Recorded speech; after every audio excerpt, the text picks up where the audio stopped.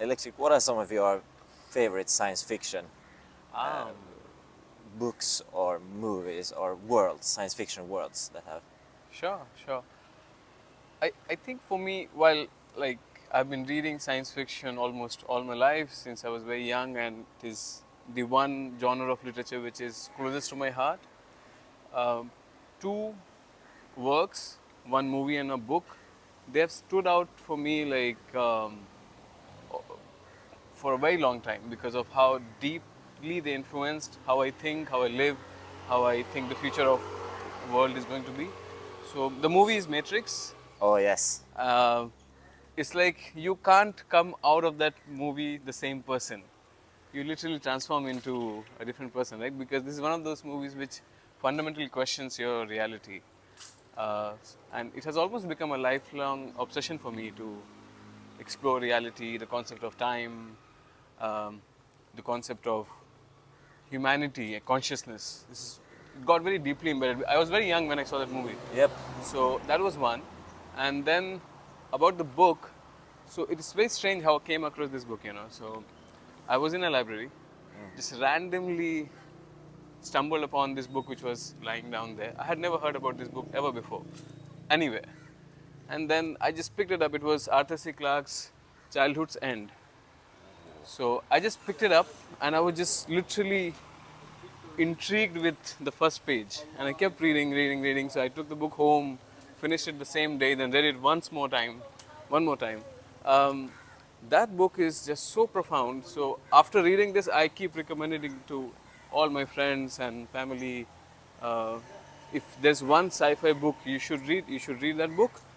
And it's also very amazing, because that book describes a future.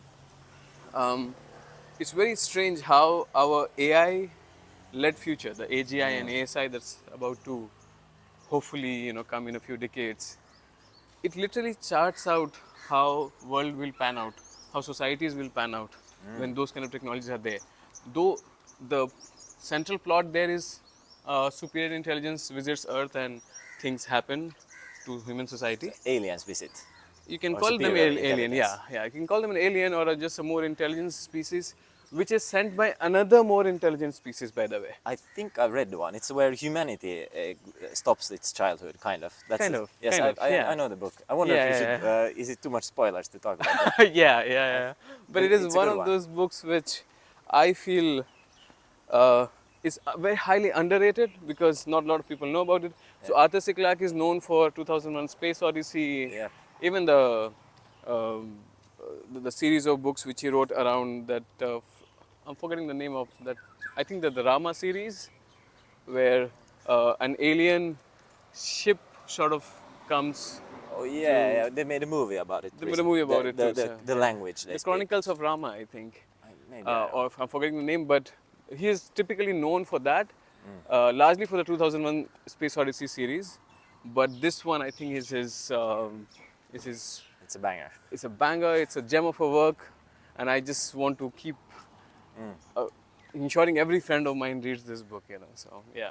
So the science fiction or storytelling has. Do you think it has a big role to play Oh, yes, in? yeah. Absolutely. It's such a very big role because, I think I had come across this one quotation long time back and stayed with me, and I use this quotation many times, to explain things. Is that humans, sorry, not humans. Universe is not made up of atoms. Universe is made up of stories. And it took me some time to really get to the bottom of this concept, because um, at the face of it, it sounds like a very obviously esoteric kind of a sentence. But once you truly see this in action, that it's really the stories which is changing society, changing technological trajectory, so to say, Yeah, because I think our minds are wired to understand stories. You very can be much. the most amazing engineer in the world, but if you can't convey what you're trying to do, what problem you're trying to solve, uh, you will not, get what you call product market fit. We love Oh. stories. We love stories, all of us, and it cuts across culture, it cuts across boundaries, and it brings in that thing which is most valuable in human, which is passion. And passion comes from stories, right? Yeah. You believe in a certain story about the world. It doesn't come from facts, at least. It doesn't. It doesn't. People are not convinced by facts. Yeah. When was the last time somebody got super passionate about algebraic equations? Or maybe a small percentage of people are Yes, like but that. even for them, it tells a larger story. So mathematics is the language to understand the universe. If you subscribe to that story, algebra will make sense to you. True. But you have to have that basic foundational knowledge about the topic. So when you say the universe is not made of atoms but of stories, you Yeah. mean for us humans that is the case, that our minds are Yes, that's how made we for comprehend stories. the universe. 100%. For us, like in order to understand anything, even physics and mathematics, we need to understand the story of physics and story of mathematics. Only then it will make sense for us. That is such a powerful insight. Yeah. And also that if you want to affect change, it's good to make a story Yeah. out of it. Yeah. Like In fact, on stories, I have just one thing to add. So I'm an engineer, and then went on to do an MBA. It was very lucky that this happened to me, that I explored this field of qualitative research, ethnography, anthropology You in the do- middle of my career. So I was a typical MBA. You know, I initially was working in the food sector.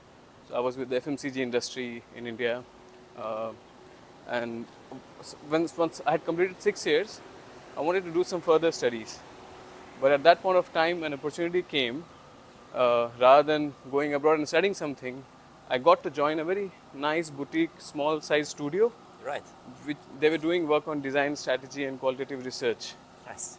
That was the first place where I went, and I learned about this art of ethnography, where you try to see reality about people from their perspective, from their lens. Essentially, that's storytelling, right? You are trying to understand people's stories. So that's like qualitative. Qualitative You look research. at what they're saying and reading and yes. not maybe. And it is there that I came to know about this gentleman called Carl Jung, the Swiss psychologist, and his work about the 12 archetypes in which you can fit any society, any set of humans. And it was very fascinating. It reminded me of the Matrix, you know, Yeah. that it somehow came across that maybe humans are, maybe there's some sort of an underlying code through which there's pattern to society, pattern to how people behave, and there are some fundamental primal stories. Yes. I don't know whether have you heard of this amazing concept called the hero's journey. Yes. Joseph Campbell, he has written an amazing book on it. I highly recommend you reading that. It's like every story has a similar pattern. Yes. So, and there are some fundamental set of stories, and every culture has been telling and retelling those stories in different formats. Right from Harry Potter to Ulysses, they all have a common pattern. Right. And when you see that, you know, and this is one of the things which I find very amusing, that I literally sometimes feel that the world is a simulation, and there is no way to disprove this, right? No. So yeah, I mean, But you said so many interesting things there. But for Yeah. one, the 12 archetypes. Yeah. Do you find that do you see those archetypes when you Yes. are interact Yes. with people? Do you sort of match that? Okay, this is that. I mean, I don't do it in my day-to-day life with friends and family and stuff, because you know it starts getting too much in your mind.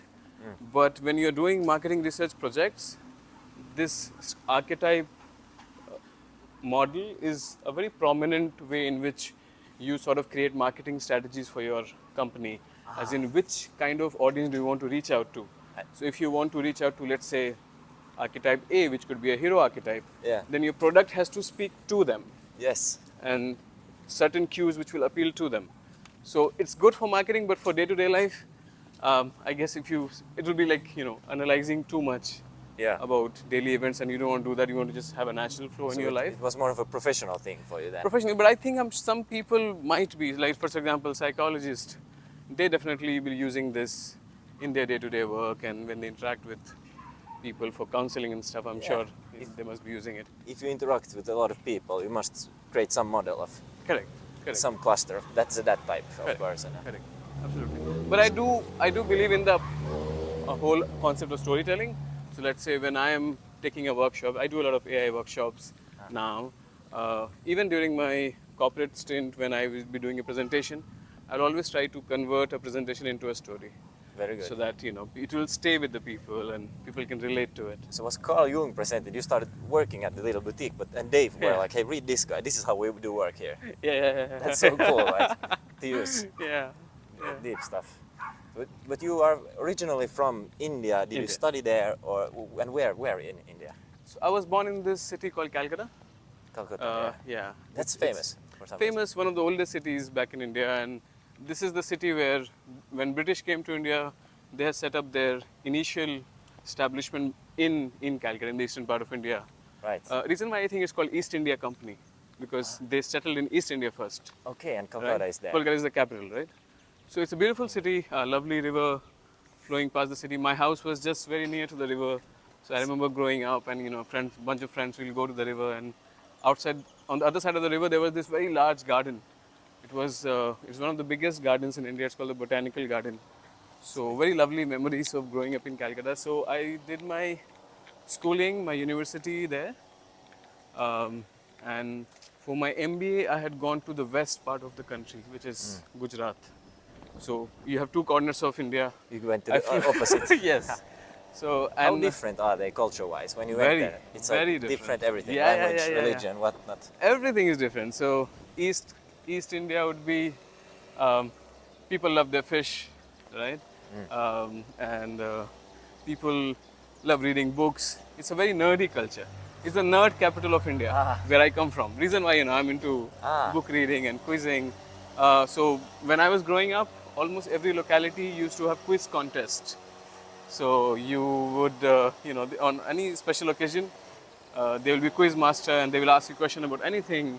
Right. And at young age, because you can't prepare for it, right? They can ask you anything. So you would read everything, right?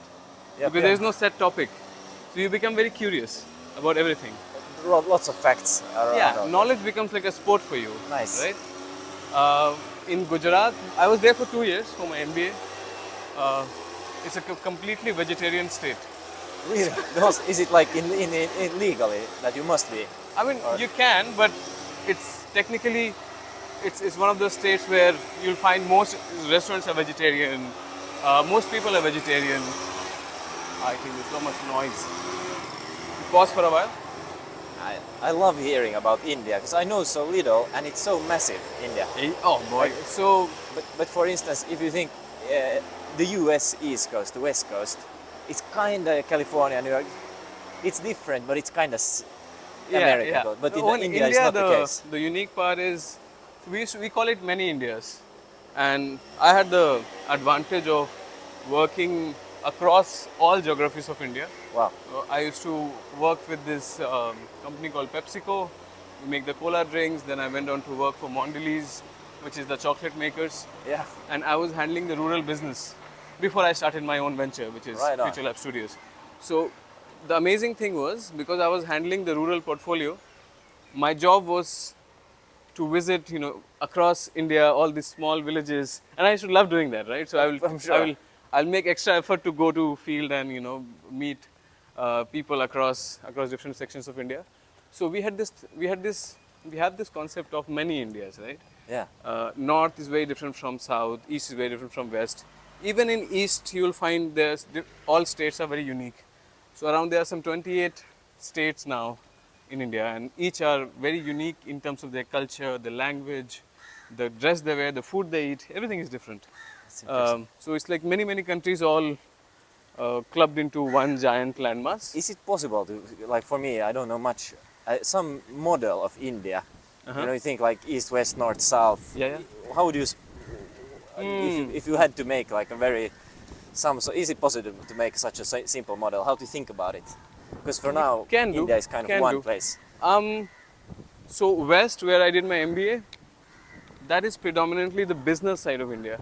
So most businessmen, most of the financial companies in India, you'll find it based out of west part of India. Trade and all. Yeah. Yep. So it's and the people there are also very entrepreneurial. So the place where I studied my MBA, Gujarat, it produces the maximum number of businessmen and entrepreneurs. Nice. East part of India, where I come from, you can think of it as the intellectual side of India. So a lot of writers, thinkers, artists, dancers. Culture. Yeah, a lot of very strong on culture. It's not that West doesn't have culture, but in East the culture is the prominent force of life, the obsession of most people, right? Yeah.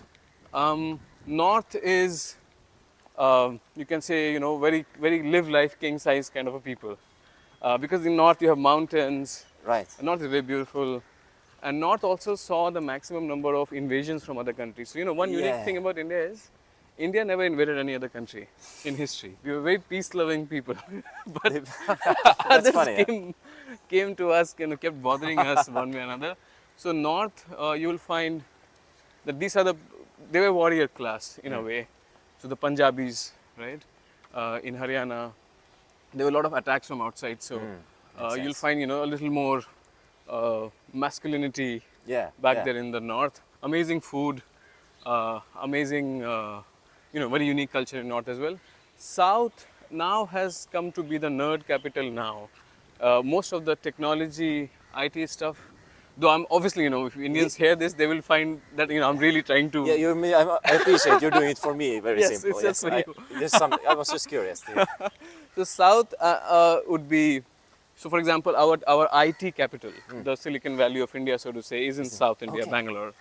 And very highly educated people. The food is some of the yummiest, so dosa, idli, all of that comes from South India. And like spiritually speaking, where would be the... Oh, that's all of India. That's everywhere. That's everywhere, but you'll find it very pronounced in the Himalayas region. So there's this place in India called Uttarakhand, which is in lower Himalaya region. A lot of rishis and a lot of monks, you'll find they live there. There are a lot of ashrams, a lot of meditation centers. Tell me of your spiritual, maybe practice or story. Where are you at? Are you practicing? For me, it has been quite a bit of evolution. So I was born in a Muslim family. So obviously I grew up with the Muslim culture. And growing up, I was always interested in studying religions. Same. So obviously, initially I studied Islam very deeply. So all the books, apart from Quran, all the hadith and the religious scripture. But as I grew up and I studied in a Jain school. So Jain is a distinct religion in India. So in India you have major religions are Hinduism, Islam, then you have Christianity, you have Buddhism, Jainism. So I studied in a Jain school. So that gave me exposure to a very different culture, right? In my class, I think I was the only non-Jain person. Interesting for you. And Jain is the prominent business community of India. So they are very sharp business people, okay? So because of, I think, that exposure, I started exploring many religions. So I studied Buddhism, Jainism, Christianity. Yeah. I would love to sort of compare things. It's called comparative religion in a way, but I did it as a hobby. Yes. Not as a academic study. Maybe it was personal interest. Like Yes. What is best? I remember in my university days there was this phase where I also deeply explored atheism, agnosticism. That is God even there? Frankly, there's no way to tell either way, right? Like the simulation. Yeah, I like the simulation. Correct, exactly. So eventually, for me, the thing which became very prominent about spirituality was the fact, how is your daily life? What are your value systems? What are your beliefs about people, reality? How do you live the most optimal life? Right. So going away maybe from the spiritual high not so much of the rituals to the reality, but to more about how do you make practical sense out of it. So from that perspective, I was very lucky to have gotten into the practice of meditation. This happened about 6 years back when I sort of started taking it very seriously. Initially, obviously, just like anybody who starts meditation, so I would sit and 2 minutes I'll either fall asleep or just feel like just this urge to stand up and leave this, right? Restlessness. So there's an interesting hack which I found for that, to solve that, So me and a friend of mine, we made a pact with each other that we'll meditate every day and we'll inform how long did we meditate. And we'll try to do it naturally, not force ourselves. Yeah. As in, just how long can we sit without being bothered? Yeah. Right? So initially it was like 2 minutes. Then slowly we saw that it kept rising up. I like that. And I like this amazing concept of Seinfeld, you know, Jerry Seinfeld, the stand-up comedian. So he has this concept of don't break the chain. So whenever you're trying to do something, mark it in the calendar, and your only goal should be that now their chain has formed. You have done it for the last 5 days. You keep doing it. Don't break the chain. Yeah. Do it for the 6th day. Yes. You keep doing it. So I think we would have continued our exchange for about 2 months. Strong. And at the end of 2 months, we could sit for 30 minutes of meditation. What method are you doing? Initially, it was just basic meditation from YouTube, whatever video we could get. Yeah. So there was no any particular method. But then after this, when I studied more about meditation, I came to know about so many different techniques called Kriya meditation. You know, even in Islam, the namaz that happens is also a form of meditation. There are many different kinds. So I finally decided to take a course on Vipassana, which is a tough one because it's a course where for 10 days you are supposed to be there in the center, no access to books, no access to any media. You can't talk to anyone. You have to be silent for 10 days. That's impressive. The food is very minimal. What was surprising during that 10 days? That I was able to take it. That I was able to just sail through it. I thought I'll you know, it will be a tough one, as in I will struggle a lot. But I just realized after the second day, I just naturally merged into it. And by the 7th day, I was like, I didn't want it to end.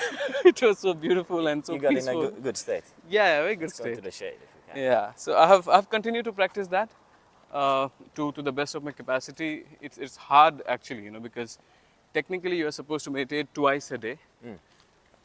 If you can, 1 hour a day. That's the recommendation by most meditation teachers, but something which I find difficult to follow. Everyday life. Yeah. But I do try that at least, if not twice, I meditate once a day. Sometimes I also meditate twice a day, but idea is to continue this practice because if you talk about, you know, the ROI, return over investment, if you look at it as a investment of your time, I think meditation has given the max amount of investment returns to me because I agree. It's very powerful. This like you become so much more self-aware, and you are aware of your monkey mind, and also calmer, I feel. Yeah, and when you're being stupid, right? And there are so many times when we are stupid. At least you are aware. So true. You try to be less stupid, you know. True. So this is like a long, deep dive. But you mentioned earlier that you have your own venture going on. Yeah. So tell me more about what is that? This is something that I have been planning for a very long time because I deeply care for education, and I think it is one of the most powerful ways in which you can bring positive change in the society. Amen. Right.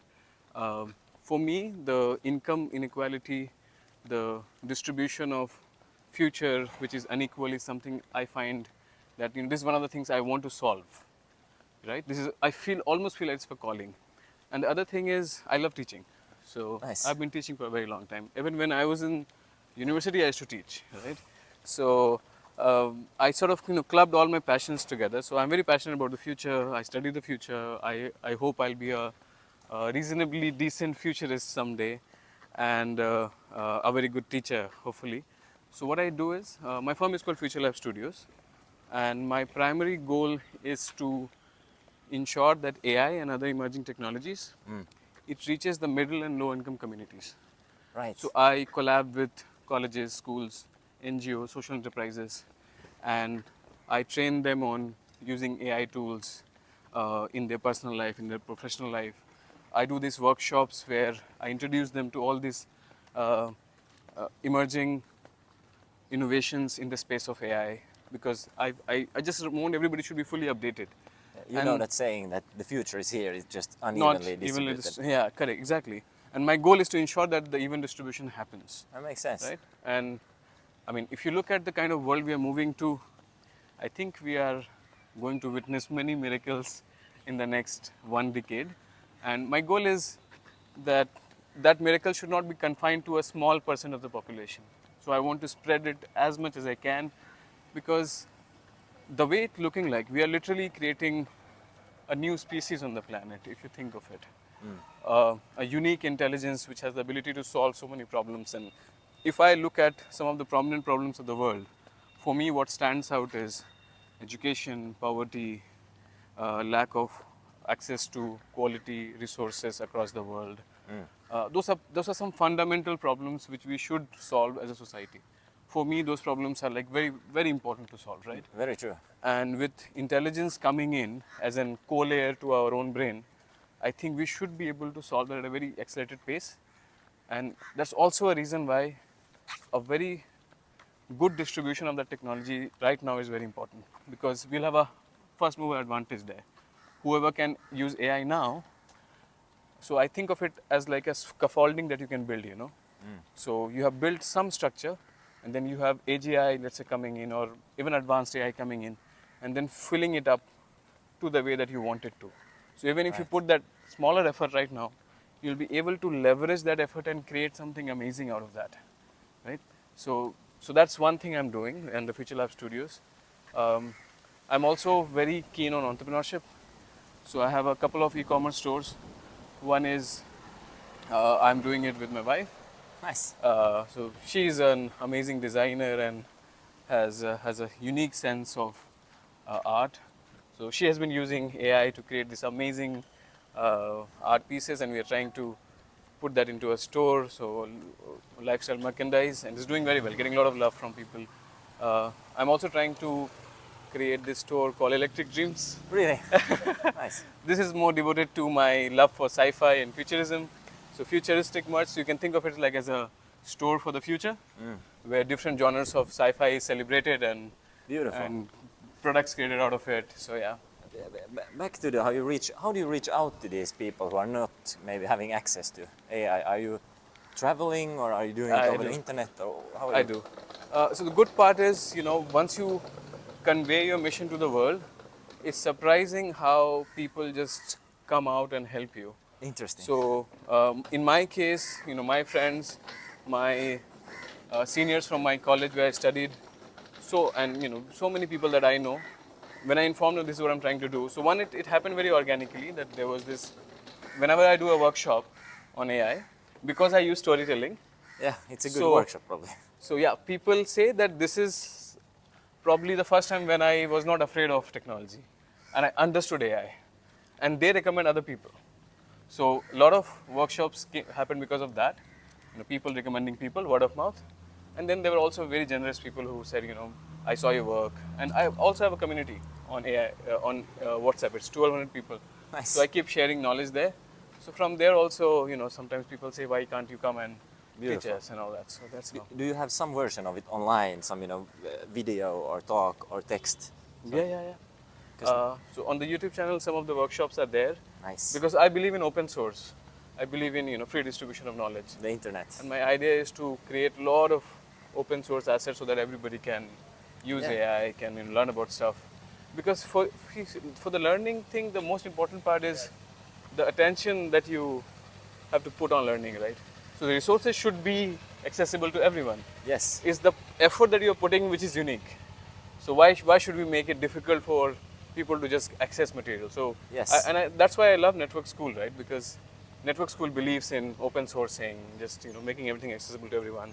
It's a beautiful idea. It's a beautiful idea, and it's mind-blowingly dumb that we have these information silos of published research papers that you have to pay to access. Like, and what pay are we so doing? much. It's such a shame for humanity, honestly. Yeah.